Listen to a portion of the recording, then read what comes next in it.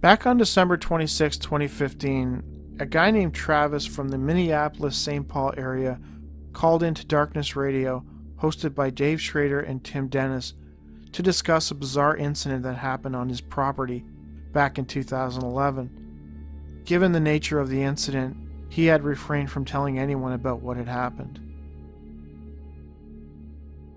According to Travis, he had gone hunting on one of his properties. It was early in the morning. He was alone with only his dog accompanying him. I had my shotgun out with me, semi-automatic, and I was walking through the woods on the outskirts of my property. It's about 65 acres. I was pretty deep in the woods that day, and I came across something where the hairs on the back of my neck stood up before I even saw it. It was a little girl. She had on a little blue nightie, the gangliest, sickest looking thing I've ever seen in my life. According to Travis, his dog immediately reacted to the girl, and not in the way he expected. My dog, he went straight to the ground and started whining, and it hurt him, and it turned to me, and it looked at me with the blackest eyes. Now this was broad daylight, the blackest eyes I've ever seen in my life.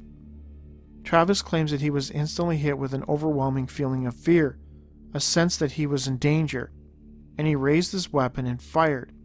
He was certain that he hit his target as he heard a screech come from the girl right after he got off the shot. I thought I killed it. The dog stayed right where it was at, and I went running off. I checked, and there was nothing there. Nothing. All I saw was little bare footprints all in the dirt in the area where it was standing. Now I have not walked on that property since. At this point, Dave Schrader became quite concerned, wondering if the caller had just confessed to shooting a child on his property. He asked Travis how he was so certain that the girl wasn't actually just a flesh and blood girl in distress. This thing, it looked like a little girl, maybe 10 or 11.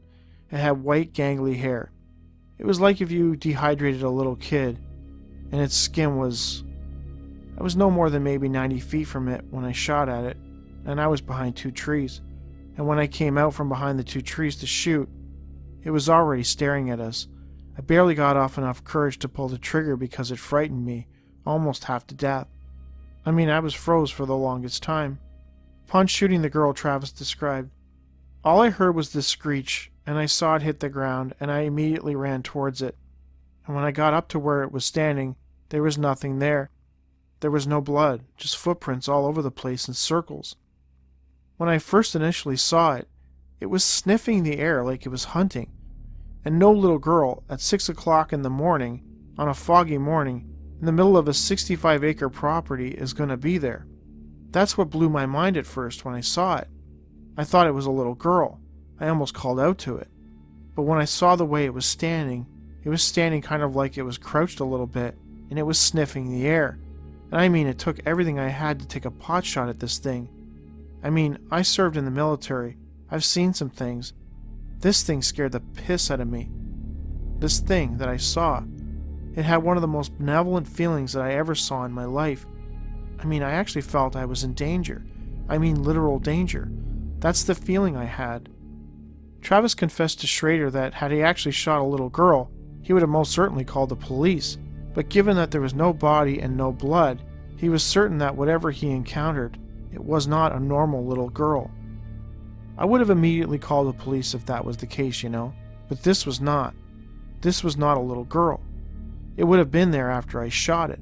There was nothing but these little footprints all over the place. Just these little footprints. These little kids' footprints.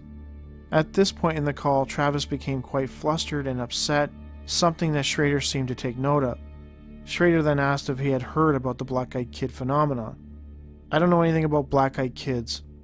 All I know is that when it stared at me, it made my dog go straight to the ground and start whining. That's when it locked eyes with me. All I could think was just get it away from me as fast as possible. Imagine walking down a dark alley and all you see is the shadow of somebody standing at the other end. What do you think that's going to make you feel when he pulls out a machete? It was that kind of feeling. That kind of feeling you get. That's how I felt. I'm a trained ranger, retired, and I don't fear much. Travis indicated that after the incident, he had closed the property off, and he's not been back since. I quarantined that property. I won't let anyone on it. With what happened after that, I won't go on that property, and neither will no one else. One curious detail is the fact that Travis claims that not long after the incident, he fell deathly ill and was actually hospitalized for about a week. They couldn't figure it out. It started out with cold sweats. It was pretty frightening. This detail I found to be most interesting, as David Weatherly in his book Black-Eyed Children, utilizing a number of cases, laid out how people often get sick after encountering black-eyed beings. So the question remains, did a hunter encounter and shoot at a black-eyed girl on his property, one that subsequently disappeared, or had he merely hallucinated the whole thing?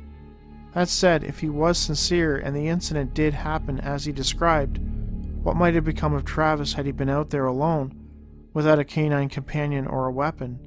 In his description, Travis got the sense that the creature he encountered was hunting something. But hunting what?